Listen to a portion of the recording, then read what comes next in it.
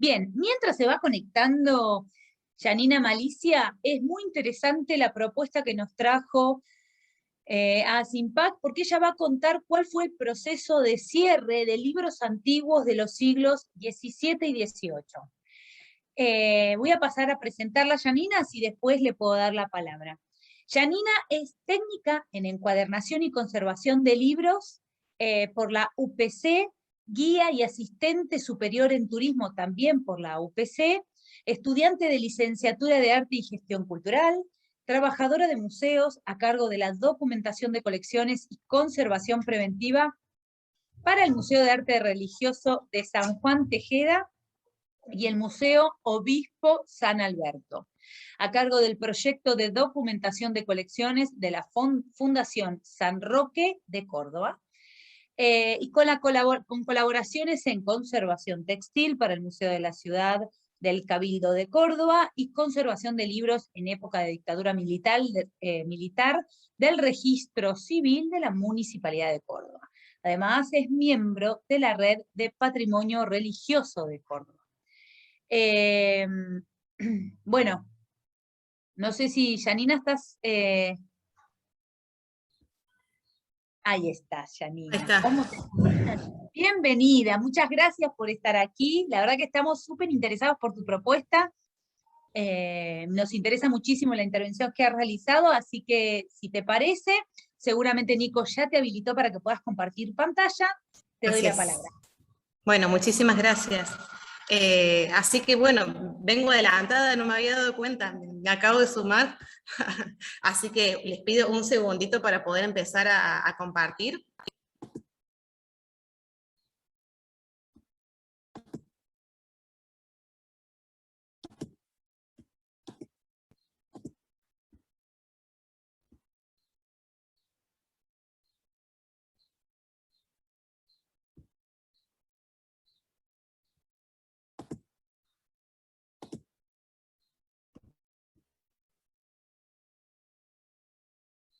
¿Será que ahí se está viendo ya? Sí, ahí se lee bien. Se lee, pero se te traba un poco. Tal vez si te apagás la cámara, Janina, porque Bien, se te corta un poco cuando hablas.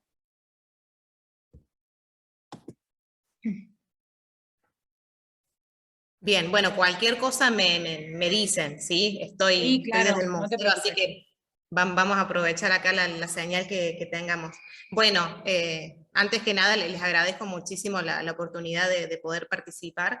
La idea es compartir este proceso de trabajo, particularmente en relación con estos libros antiguos en alguna de las instituciones en las que participo, ¿sí?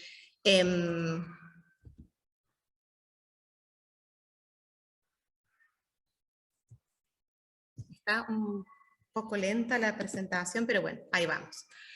Las obras, particularmente de las que les voy a estar comentando, se sitúan en dos de los conventos y monasterios de nuestra Córdoba. Son dos casas de Carmelo, dos casas de hermanas carmelitas.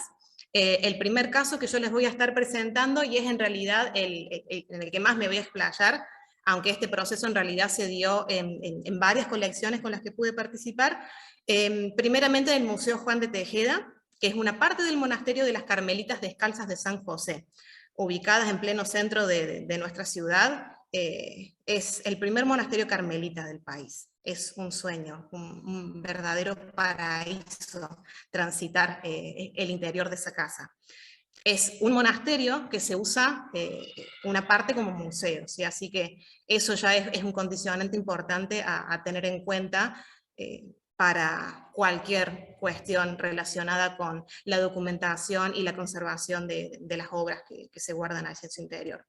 El segundo caso también es de las Carmelitas de Santa Teresa de Jesús, que son como las primas hermanas de las que veíamos recién. Estas están a la vuelta. En este caso es la rama de semiclausura o de vida activa. Ellas también tienen su propio museo, están una a la vuelta de la otra, nada más que eso, y también en esta casa museo se resguarda una colección muy antigua, de diferentes épocas, y la colección de libros es también maravillosa y encantadora, al igual que el de las otras carmelitas. La idea era comentarles un poco que yo fui trabajando con diferentes libros. En el caso del Museo Tejeda era una colección de 18 libros que se donaron allá por el 1989 por la familia Frías. Apenas entra esta donación al museo, estos 18 libros se colocaron dentro de un cofre de madera con tapa de vidrio. Y ese montaje que le dio el mismo donante es el que se mantuvo durante cerca de 29 años, con los libros abiertos en 180 grados y adentro de ese cofre, 29 años, ¿sí? Tenemos que tener en cuenta entonces todo lo que le puede llegar a pasar a las obras por estar encerradas como en una cuarentena de 29 años ahí adentro, ¿sí? Entonces ese va a ser nuestro primer caso, estos 18 libros de esa colección Frías.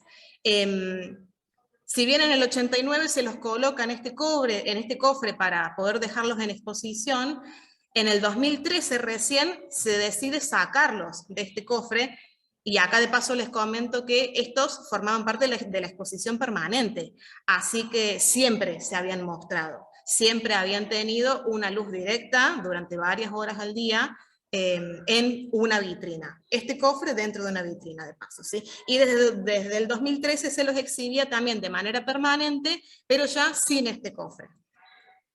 La otra obra, ya en este caso de las Carmelitas de Santa Teresa, es este libro de Santa Teresa de Jesús, que también se lo exponía abierto en 180 grados, pero solito dentro de este cofre de vidrio.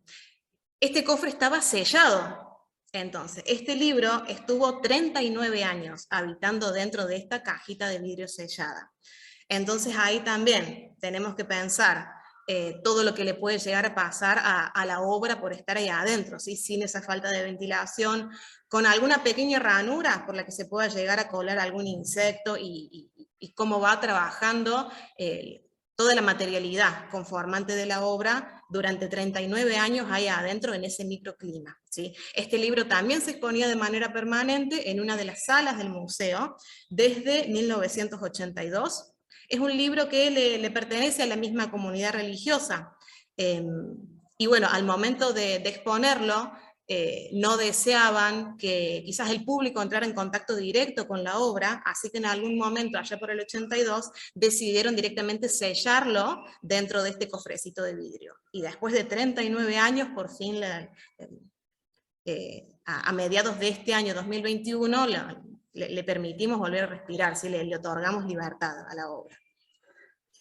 En el caso de la biblioteca del doctor Frías, este doctor llega a tener 300 libros en total, 300 títulos como parte de su biblioteca, ya que él decía que él quería conformar su biblioteca según los catálogos de la librería jesuítica y de los universitarios cordobeses de la época de la colonia.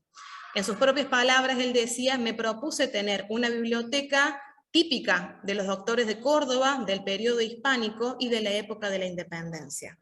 Así que el doctor Frías va a ir comprando diferentes títulos alrededor del mundo durante sus viajes, y así es como llegó a atesorar 300 títulos típicos de la Córdoba de la colonia.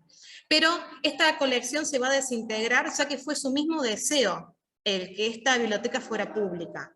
Entonces él, en vida, va a empezar a donarlos a diferentes instituciones. Entonces tenemos parte de su colección en Casa Carolla, en la Academia Nacional de Derecho, en la Estancia Jesuítica de Santa Catalina, en la Casa de Leopoldo Lugones, también en el Museo San Alberto y también en el Museo Juan de Tejeda.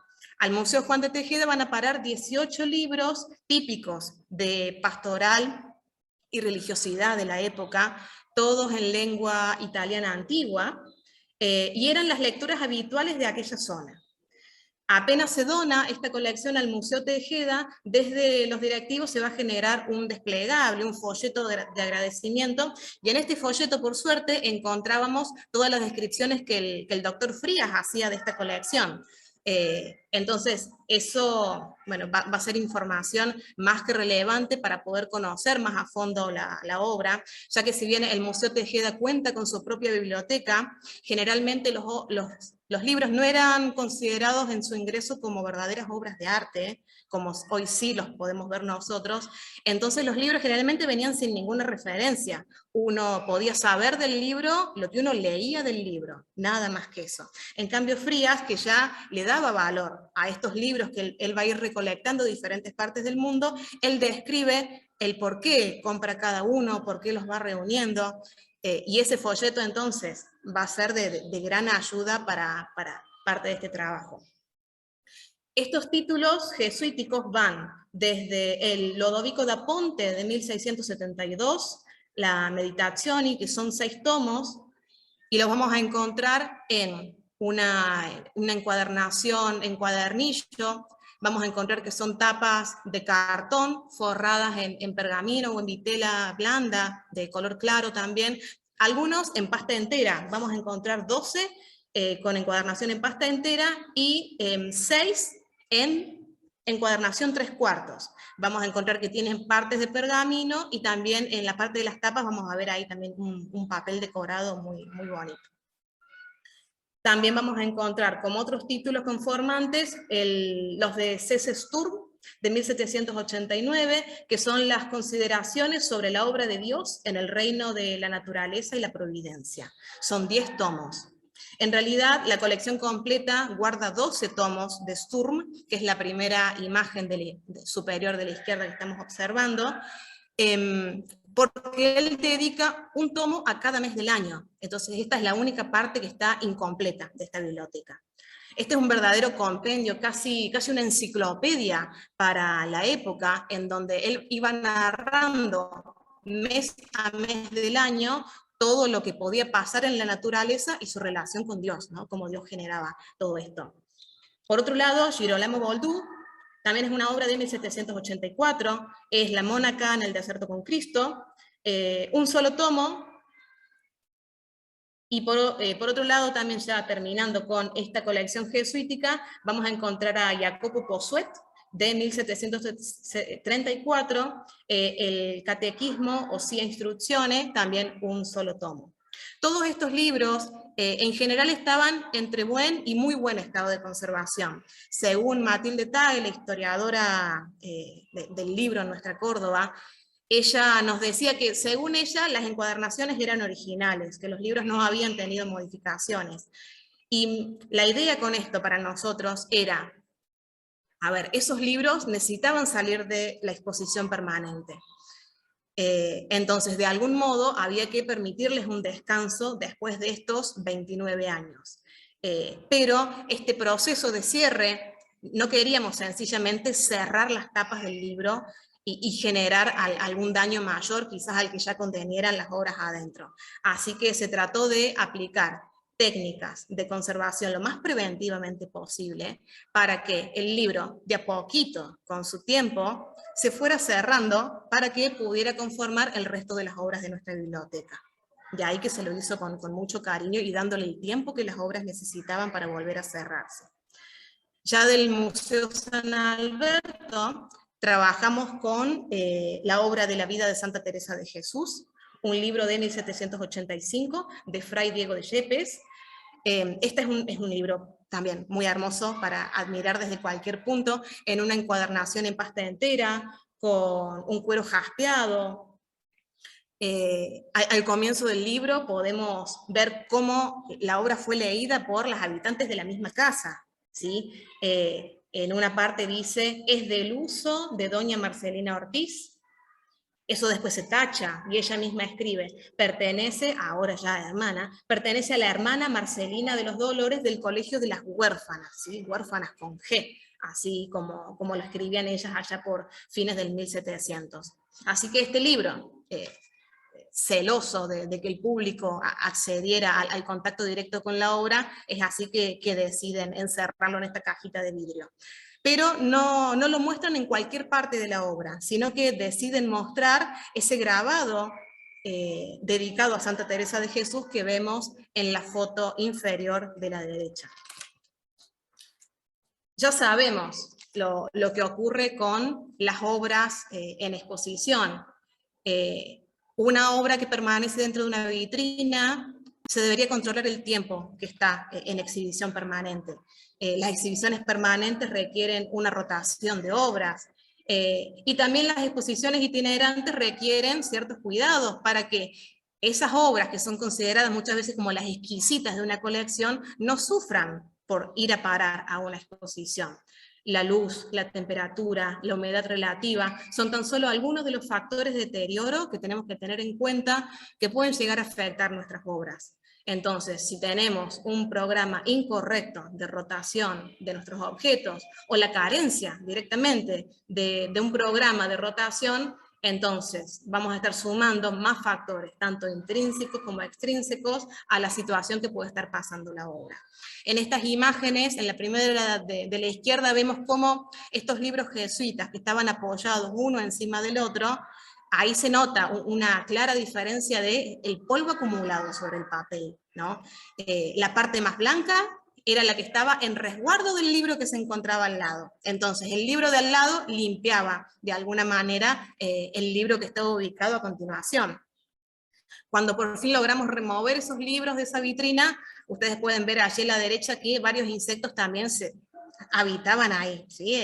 Empezaban a comerse los libros, o quizás algunas otras obras que compartían la misma vitrina. Y aquí es que empezamos a plantearnos la necesidad, a ver los pros y los contras de nuestra situación.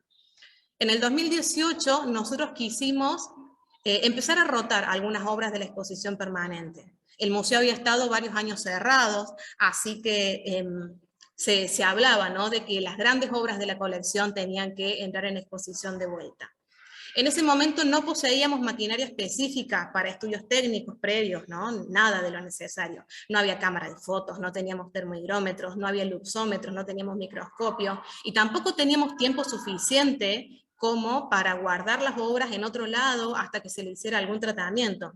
De ahí que se propone esta idea, y con colaboración de toda la institución se la inicia sin saber bien cuánto tiempo iban a demorar los libros en cerrarse. En la imagen estamos viendo el libro de Santa Teresa, ¿sí?, ahí encerradito en el cofre. Nos decidimos por dar inicio a esta labor. Vamos a ir trabajando con figuras geométricas generadas en foam board de 3 y 5 milímetros, y toda aquella zona que estuviera por entrar en contacto directo con los libros se van a ir aislando con papeles de pH neutro de marcas Canson y Fabriano, de 80 y 150 gramos. También se van a generar varias planillas de seguimiento, una por cada una de las obras, y lo trabajamos en este espacio que es la biblioteca del Museo Tejeda. El museo es toda una edificación antigua, ¿sí? Esta galería está datada a lo largo del 1800 su construcción. Y así poseíamos la alacena que ustedes ven en la foto. A esa alacena le controlamos la iluminación solamente para el momento de los controles de cada uno de los libros. Así que lo trabajamos allí, y eso también nos permitía a la vez exponer este proceso de cierre de los libros. Mucho público se acercaba interesado, por suerte. Acá ya vemos la foto de la alacena totalmente montada. Estos 3 estantes, que pensemos que la alacena era para que en su tiempo la monja guardara sus objetos personales, su vestimenta, ¿no? Y nosotros la adaptamos para seguir un proceso de conservación de los libros. Lo que fuimos haciendo fue que primeramente los libros estuvieran boca abajo sobre diferentes figuras de foam board, este foam board siempre aislado con estas cartulinas Fabriano y Canson. Entonces, el libro de a poquito, solo por la misma gravedad y por la humectación enzimática que le hacíamos durante cada control, de a poquito los libros iban cediendo. Entonces, en cada control, que los hacíamos cada 15 días aproximadamente, íbamos probando la resistencia de los libros, a ver cuánto comenzaban a bajar. Primeramente, como les digo, los colocamos en posición 180 grados con las hojas hacia abajo. Y ahí íbamos estudiando también la capacidad de cierre de las obras. La primera limpieza se hizo con pincel en seco, y también la limpieza enzimática, principalmente en el lomo, en la tapa, y con énfasis en la bisagra. Esto lo controlábamos cada 15 días. Cada 15 días también llegaba el momento de controlar la estabilidad para permitir el giro del libro. Entonces, Si esa tapa ya había cedido aproximadamente unos 45 grados, podíamos dar vuelta al libro, como vemos en la última foto inferior, y probar si el libro ya podía estar mucho más cerca de cerrarse, ¿sí? Lo girábamos y entonces ahora quedaba con el cuerpo de hojas hacia arriba y con las cuñas de foam board directamente dentro del libro. La colección jesuítica, estos libros que habían pertenecido al doctor Frías, requirieron 7 meses para cerrarse. Durante 7 meses, cada 15 días nos acercábamos, los mirábamos, analizábamos ahí con transportador, con diferentes reglas, a ver cuánto iban cediendo los libros, y le dimos su tiempo, ¿sí? Los limpiábamos con pincel y los humectábamos en la zona en donde trabajaba ahí el poder de cierre de las tapas. El primer libro cerrado, que ustedes ven ahí en la foto superior, porque de esta colección de Frías había un solo librito que se mantenía cerrado en ese cofrecito de madera. Se lo puso cerrado porque entraba así, ya no entraba que ese también se abriera. El primer libro que se cerró con este proceso después de 7 meses, realmente se festejó. Mientras que el libro de Santa Teresa de Jesús llevó 6 meses en cerrarse en el Museo San Alberto. Como en ese momento no contábamos con nada de maquinaria, durante el año 2021, con la llegada de la pandemia, pudimos empezar a tener medidores de temperatura en el museo. Así que recién ahí se nos permitió empezar a monitorear qué pasaba dentro de nuestras salas, ya que cada galería es de una época diferente de nuestra historia. Pero con esto, que es una pequeña muestra solamente de las temperaturas en nuestra casa, pudimos darnos cuenta que, si bien es, como les digo, una muestra apenas ínfima, ya que esto se requiere mucho más tiempo de análisis, pudimos darnos cuenta que, independientemente de la variación de la temperatura en el exterior, en nuestro patio, tanto en la biblioteca como en la alacena, vamos a encontrar un rango de temperatura de entre 15 y 21,4 grados. Al tiempo que el patio experimentaba entre 16 y 43 grados. ¿Sí? A esto fuimos haciendo mediciones en diferentes meses del año 2021, y es así, bueno, que fuimos comparando lo primero que nos interesaba, qué pasaba en el exterior y en las galerías, y qué temperatura teníamos dentro de la biblioteca y dentro de la alacena, que era en donde se había realizado este proceso de estos libros jesuíticos.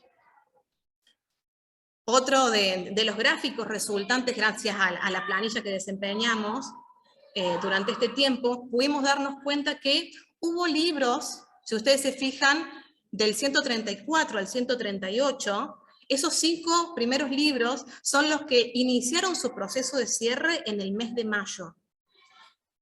Y haberlos empezado en el mes de mayo fue un condicionante para que estos libros requirieran entre 5 y 7 meses de tratamiento.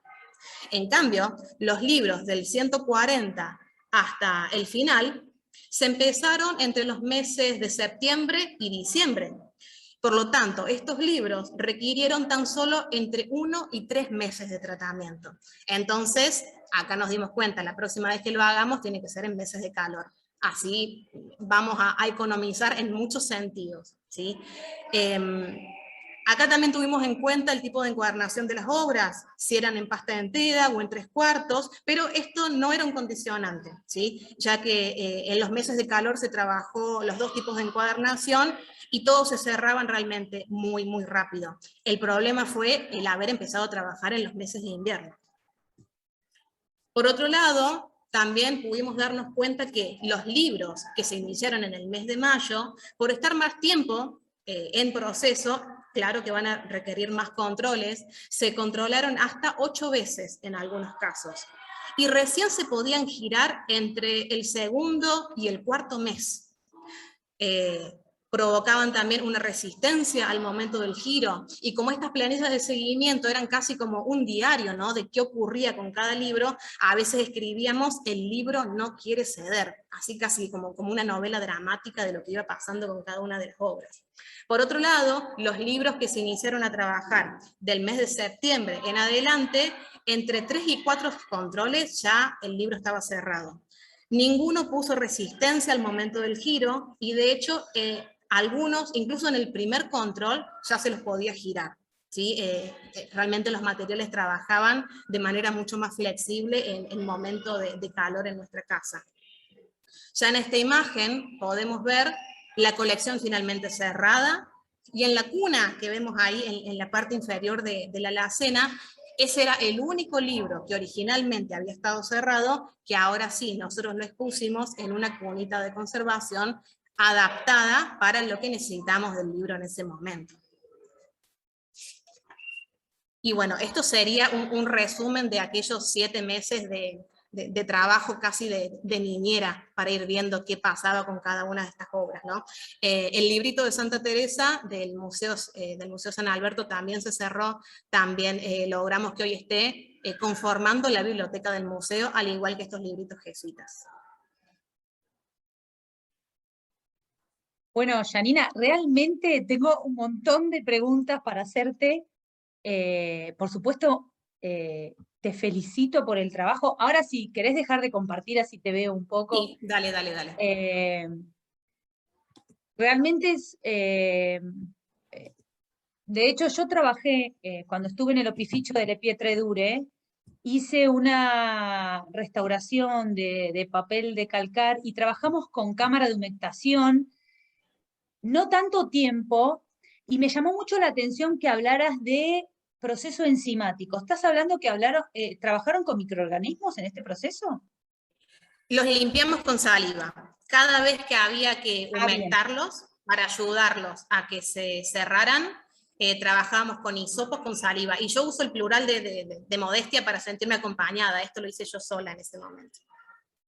Bien. Pero no usaron cámara de humectación. No teníamos absolutamente nada. De hecho, no tenemos nada hasta el día de hoy. Así que, como les decía, era responder a la necesidad de ese momento.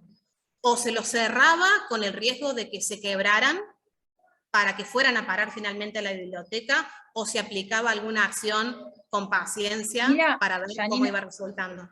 Yo creo, Janina, que el criterio que has utilizado con los recursos escasos que tenías es impecable. Es cierto que tal vez hubiera sido bueno poder hablar con algún técnico que te construyera domésticamente una cámara de humectación, que eso te hubiera acelerado mucho el trabajo, ¿no? Porque 7 meses de humectación, pero bueno, son cosas que uno las aprende mientras va trabajando, pero la verdad, los criterios que utilizaste para poder llevar adelante este trabajo son muy acertados. La verdad que te felicito, y digo, veo el background que tenés atrás, ¿no? Porque no cualquiera decide este proceso de adaptación tan lenta para un documento, para un libro en este caso. Y cuando estamos hablando de pergamino es complejo, ¿no? Porque el pergamino es un material muy sensible a la humedad y a la temperatura. Estás hablando bueno, controlaste todo, tuviste en cuenta muchísimas variables, y eso es súper importante en el trabajo. Lamento que hayas trabajado sola, porque estos momentos de trabajo son importantes para intercambiar con otros colegas, ¿no? Frente a dudas y demás. Yo creo que este espacio, digo ahora SIMPAC porque estamos en este espacio que estableció a SIMPAC, pero hay una comunidad de restauradores muy importante en Argentina y sería bueno que te conectes. Igual el trabajo que hiciste para mí está excelente, muy buenas decisiones tomaste. Pero la verdad, te súper felicito, pero sería bueno que lo compartas. Digo, ahora el boletín ASIMPAC lo va a publicar, porque es una experiencia de trabajo con experimentación muy importante que sirve para los profesionales. A mí me pasó lo mismo con la restauración de papel de calcar que hice, y me sirvió muchísimo la experiencia. Así que yo creo que esto tiene que sentar base, ¿no? Base teórica a partir de esto que se pueda experimentar. Así que te súper felicito. No, muchas gracias, muchas gracias. Yo era consciente, ¿no?, que en aquel momento apenas estaba empezando a estudiar la tecnicatura en conservación de libros. Entonces, claro, ya sabía del miedo por varias cosas, ¿no? Entonces era, bueno, vamos con paciencia, sabemos que recursos no había y tiempo tampoco, y ese era nuestro condicionante. Lo que suele pasar en museos de ámbito religioso es que cuando llega una idea de cambio de rotación, ¿no?, de exposiciones, hay que hacerlo, y ya. Entonces, bueno, al menos logramos convencer al resto del equipo para empezar el proceso. No sabíamos cuánto tiempo iba a llevar, pero bueno, estaba allí, fue interesante para todos los visitantes que se acercaron, se generaron hasta visitas guiadas externas, ¿no? Había guías de turismo que generaban recorridos para ir a ver los libritos que se estaban cerrando en el museo, y eran así, ¿no? Los libritos, y esa pregunta, pero ¿por qué tanto escándalo para cerrar un libro? Y cuando llegaban, bueno, se daban cuenta que no era broma, era algo realmente para tener en cuenta. Y bueno, despertar la curiosidad en el resto, y sobre todo al resto de la comunidad religiosa que guarda patrimonio en su casa, ¿no? Entonces, desde la red de patrimonio que conformamos también desde los museos, la idea es eso, que ya no haya miedo por preguntar por estos casos o pedir ayuda directamente, ¿no? Hoy quizás tampoco contamos con la maquinaria, pero sí tenemos mucho más contactos para ir compartiendo este tipo de cosas. Sí, yo creo que es importante la red que se establece de restauradores, y además el hacer pública estas situaciones hace que gente quiera invertir, quiera colaborar, entonces hay que difundirlo. Para mí es muy importante, eso ayuda muchísimo. Y es cierto que los restauradores no somos gestores, eso es cierto, pero bueno, hay que pensar en eso. Te hago varias preguntas porque, bueno, hay gente que te está felicitando muchísimo, eso es muy bueno, pero también hay preguntas. Así que te voy a hacer un par de preguntas, no todas, así no nos vamos de tiempo. Dale. Patricia dice, excelente trabajo, Janina. Es Patricia Russo, ¿verdad? Déjenme ver, porque si es Patricia Russo, ella trabaja en la biblioteca jesuítica, franciscana en Buenos Aires, y ella sabe muchísimo de este tema, y ella dice, ¿cómo se realizaba la humectación? Bueno, justo lo acabas de contar, así que Pato ya te lo respondió. Después dice, Analía Fernández Rojo, increíble, Inés Maya, excelente trabajo. Bueno, muchas felicitaciones hay acá, porque la verdad que fue un excelente trabajo. Néstor dice, además del cierre de los libros, ¿se hizo algún otro tratamiento? No, se cerraron los libros y fueron a parar a la biblioteca, ¿sí? Solamente esa limpieza, ¿sí? Que se los limpiaba con pinceleta. Al comienzo, antes de comenzar el proceso, se los limpió por completo, ¿no? Con pincel en seco, para no estar justamente trabajando con material que pudiera tener polvo o algún insecto en su interior, ¿cierto? La primera limpieza va a ser en seco. Y después el único tratamiento que recibieron fue ese, el proceso de cierre, nada más. Perfecto, perfecto. Bueno, y por último dice, Carolina, ¿podrían repetir el email de Karina, por favor? Bueno, Karina no sé quién es, pero bueno, no eras vos, Janina. Janina, lo importante es que si ustedes quieren seguir con la limpieza, en el caso, yo veía, ¿no?, que vos hablabas de los libros que estaban una parte tapada y otra parte expuesta, y eso generó y mucha suciedad superficial. Quedemos en contacto para hablar, a ver si Stadler puede darte alguna mano con goma de PVC que te pueda ayudar. Pero eso lo vamos viendo. Janina, dice Carolina. Bueno, Janina, dice Carolina si podés pasar tu email. Claro, es Janina con Y, _malicia con Z, @hotmail.com. Buenísimo. Por ahí está bueno que lo escribas en el chat. ¿Qué te parece? Bien, sí, cómo no. Bueno, Janina, mil gracias. Estoy súper contenta con esta presentación. Ha sido excelente. Muchísimas gracias a ustedes, realmente me encanta participar. Siempre estuve desde el otro lado y bueno, Ay, ahora... qué bueno, felicitaciones por este trabajo, la verdad, que se haga visible es importante, porque es un trabajo de retaguardia muy importante, la verdad. Gracias. Muchas gracias, que tengan buenas tardes. Gracias, Janina.